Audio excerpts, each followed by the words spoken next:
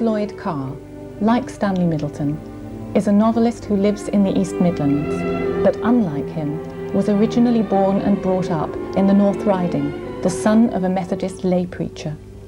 Also like Middleton, the greater part of his professional life has been spent in education. He originally came to Kettering in Northamptonshire to take up the headmastership of a primary school in the town.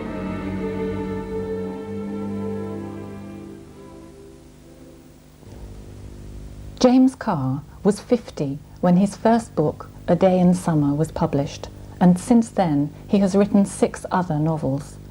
The one for which he is probably best known is A Month in the Country, which won the Guardian Fiction Prize, was nominated for the Booker McConnell Prize, and widely acclaimed as a modern classic. It has since been made into a film, which was released in March 1988.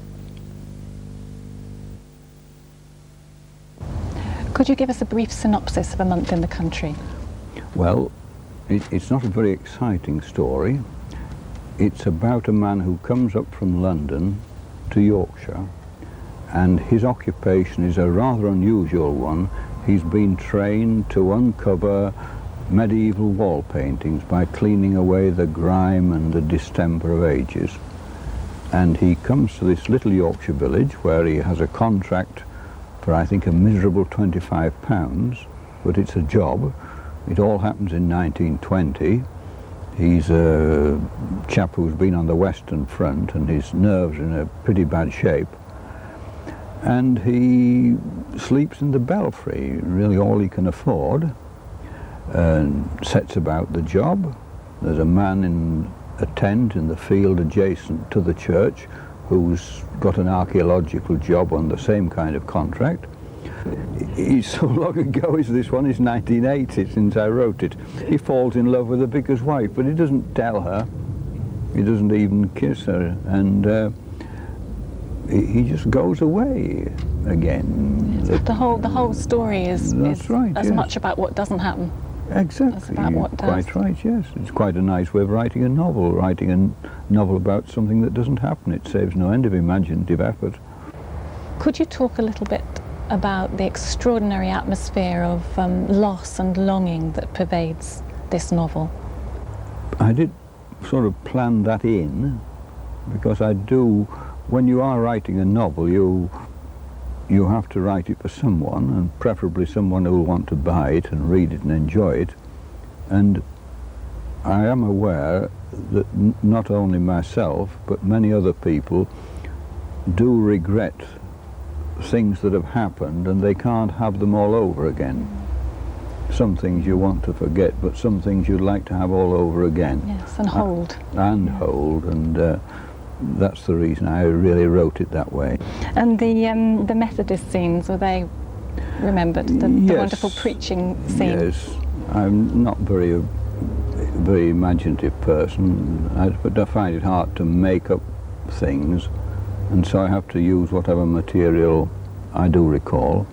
And the Ellerbeck family was probably the way my own family lived. Mm-hmm. Our life was really centred about the Wesleyan Church. We were continually raising money to keep it going. Did you actually go on an organ buying expedition like the one in the book? Well, I was told that by my sister, that she had gone, and that they had begun to sing around the organ until the salesman got into a bad temper because he was destroying the chances of selling organs to other customers. He told them to shut up. That is a true story. But the medieval wall painting that Tom Birkins hired to uncover, where did that come from? In the 1960s, when I came to live in Northamptonshire,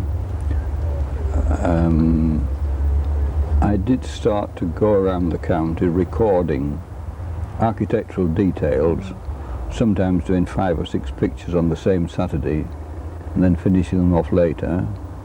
How did you record them? Well, I used to record them in cold churches, often wearing mittens. It was nearly always in winter, staring up at these wall paintings, sometimes through binoculars with my left hand and drawing them with my right hand.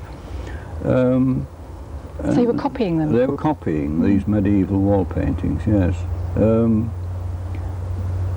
You may have gathered from what I said earlier, I tend to use material that has already happened and use it for my own purposes.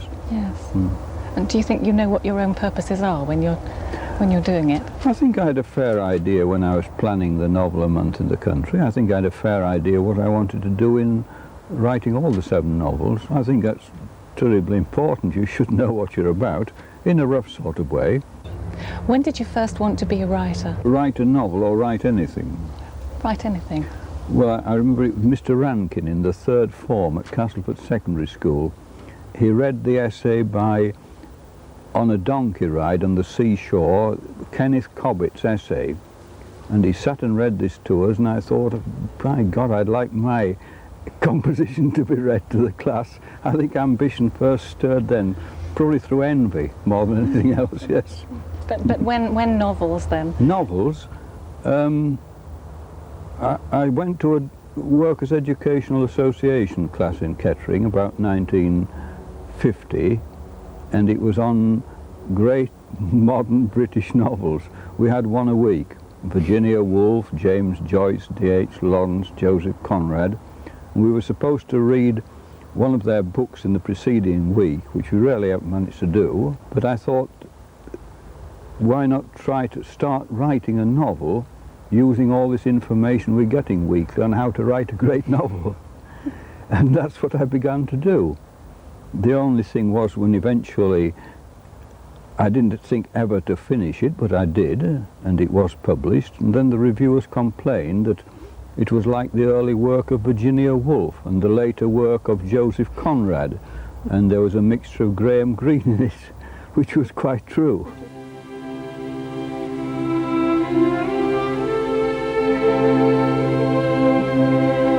Almost all of Carr's characters, even the apparently comic ones, are obsessed with the past, the road not taken, the kiss not given.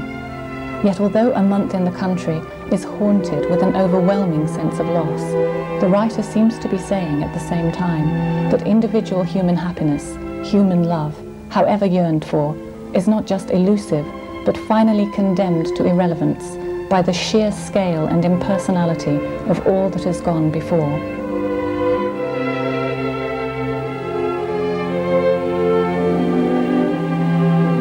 Not far from J.L. Carr's home, set amongst fields, is the church at Newton-le-Willows, which was the partial inspiration for the church in A Month in the Country.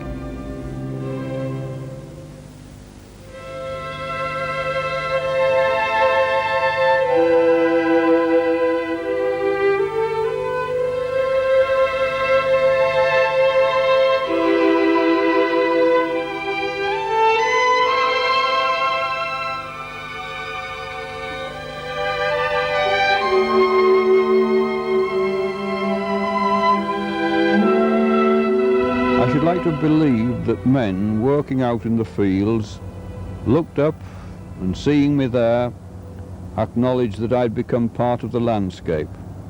That painter chap, doing a job, earning his keep. So I nudged back my bum and lay flat on the stone table, covered my eyes with a khaki handkerchief, and, doubtlessly groaning gently, dropped off into a deep sleep. When I awoke, she was leaning against the grey limestone wall, looking towards me. She was wearing a dusky pink dress. "Have you been here long?" I asked. "Maybe 10 minutes. I'm not sure." She spoke shyly. A wide-brimmed straw hat cast a shadow across her face, so that I couldn't tell how old she was. Then, for a few moments, she stood without speaking, her look wandering across the fabric of the church, then turning to follow the haphazard flight of a red admiral until it flattened against a headstone, pinned to its lichen by the sun. "Are you comfortable in the bell loft?" she asked. "Is there anything that you need? Are you sleeping well? I could lend you a travelling rug, We don't use it at this time of the year. My husband said you walked here. From the railway station, I mean. You can't have been able to carry much, so I'm supposing that you're sleeping on the floor. Perhaps you'll guess that I'm Mrs. Keach, the vicar's wife, Alice Keach. The butterfly flew into the air once more. For a moment it seemed that it might settle on the rose in her hat, but it veered off and away into the meadow. The sound of bees foraging from flower to flower seemed to deepen the stillness. You said novel writing's a skill that you've learned painfully, and you had the ambition and determination to write 7 very different novels in style and structure. But you insist that writing is a peripheral activity. That's right. Why? Well, you can't, at least 20 years ago when I began, one couldn't earn a living. It worked out about 18 or 19 pence an hour. And you can't live on that even in 1964. So I had to have another occupation. That's why it was peripheral. Would you have liked to have earned your money as a writer? No, because I don't think I could stick at it all day. I can't think of anything worse than to have your breakfast and then have to go and sit down and start writing a novel. It would be like death itself, I should think. When I first met you, you said, I'm not really a writer. What I really am is a publisher. Well, it's as a publisher that I've earned my living, really, by selling books to other people. I've started a little business. I think it's a good idea for many people to have a change of occupation. One reason, you don't have to retire at 60 or 65. You can keep on working till you drop. Another thing is, too, that many of us do find ourselves initially in occupations that is not an ideal one for us. It's a way of earning a living. I should think that teaching was my third choice, but I couldn't have 1 and 2, so I went to teaching. I have to ask what the first choice was. Well, the first choice was to go into writing, into newspapers. And I don't think people ought to moan and whine about having the first job. Sooner or later a gap will come and you can creep through and find the job that you maybe should have had from the beginning. Yes. Writers are quite often private, secretive people who nevertheless schizophrenically dream of writing a runaway bestseller. You seem very wary of all the trappings that are generally thought to go with success. I think I've noticed some writers, perhaps we better not mention their names, whose first book was a tremendous success, financial success, or a success of acclaim, and they've never been able to repeat it. All their future work is an anticlimax. But I believe that kind of writer who's had tremendous success with their first novel naturally want to repeat it. They want to win the Booker Prize every year. And it can't be so. Their work declines, but they often think the best way to do it is to keep on writing something like their first novel, since it did it once, and it doesn't work. It doesn't work. And often their first novel is so successful that they're able to give up their normal job and become a full-time writer. And there aren't many people who are capable of that, of the self-discipline necessary, you know, for 5 days a week writing. Just think of their poor wives having them around the house all that time. And they also lose material. If you're working, you're seeing people, you're hearing more about people's good fortunes and misfortunes, and it's all grist to the mill. Never tell anything intimate to a writer. They use it unscrupulously. Never. And never. And if you see a writer looking at you too closely, always hurry round the corner. He's probably going to use you in some way or other. Even though your heroes aren't always heroic, your reader always knows where his or her sympathies ought to lie. Do you think that adult readers need heroes and villains just as much as children? I don't know. I never thought of it like that. They just seem to be people with their virtues and failings to me. I wouldn't say that. I mean, poor Harpole, everything you scarcely call him a hero. He was sacked in the end, yes. But you know you're supposed to be on his side quite clearly somehow, don't you, in the book? And I seem to remember about Harpold as well. He tangles with some unpleasant bullying character, doesn't he? There's quite I think it's a good way of selling books. I think people who read them, if they can associate with someone nice in the book, they probably go and say, I'd like another of Mr. Carr's novels, so they could read about themselves all over again. Yes, it's more a character. James Carr has said that What Hetty Did will probably be his final novel. But to celebrate his 21st year of publishing maps, small books and eccentric dictionaries, he decided to bring the novel out himself under the imprint of the Quince Tree Press. You've been criticised for the portrayal of some of your female characters in the past. I've been told that, yes, so I thought I'd make a great effort with Hetty and make her a real person, yes. Yeah, so that was a challenge that you set yourself, was it, to write a... Well, I think, as I recall, this chap said that all my women are unbelievable and they're sort of like sex goddesses, and that worried me for some time, thinking about that, having to keep on living in Kettering. It's not the sort of reputation I should like. But looking back, I do remember that I wanted to sell the novel to someone, and it seemed to me that people like Ian Fleming seemed to be able to sell his novels with sex goddesses, so I thought I'd put a sex goddess in too. Really, it was merely to sell the novel, I think. But now that I no longer need to worry about selling the novel, I can put in ordinary women again. Sometimes Hetty seems to turn into a kind of reunion for characters from past novels. Yes, that was to provide me with amusement. That was to keep you going, was it? That was really, because if you can't amuse yourself, you're unlikely to amuse anyone else. Could you talk about how and why you published Hetty yourself? Well, I'd been publishing little 16-page books for many years, so I knew a little bit about publishing in the printing trade, but I'd never published a proper big book. When you write for another publisher, they take the manuscript, and after that they usually don't consult you at all about what it's going to look like, about the quality of the paper, or the cover, the illustrations, or anything of that nature. So I thought I'd like to see the whole publishing process from writing it to selling it.